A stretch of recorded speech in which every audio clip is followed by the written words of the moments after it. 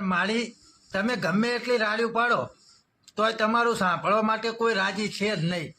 હવે તમારે જે નવા નક્કોર મંત્રી આવ્યા ને અર્જુન મોઢવાડિયા સાહેબ એને રજૂઆત કરવી પડશે.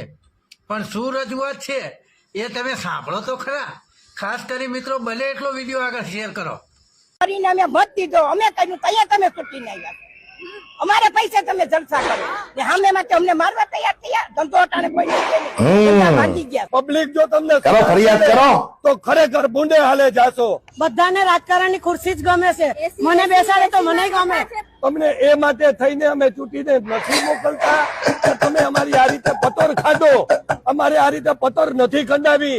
જો 4 કે 6 દિવસનો જે અલ્ટિમેટમ આપીએ દયાજી કમળનું બટન દબાવશો. આ વૈકલ્પિક રસ્તો અમને મંજૂર નથી.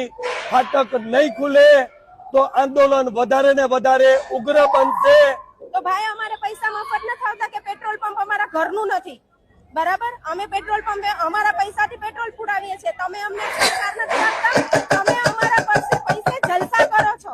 પોરબંદરની પબ્લિક નું દુઃખ સમજો. આ અધમૂવી છે ને, હાવ અધમૂવી. દયાજી કમળનું બટન દબાવશો. ધંધા એક્સિડન્ટ પણ થાય છે અને રોંગ સાઈડમાં જવું પડે છે. 2 થી 3 કિલોમીટર બધાને રોંગ સાઈડ જવું પડે છે. તો વેલા આનો રસ્તો કરો એવી અમારી બધાની માંગ છે.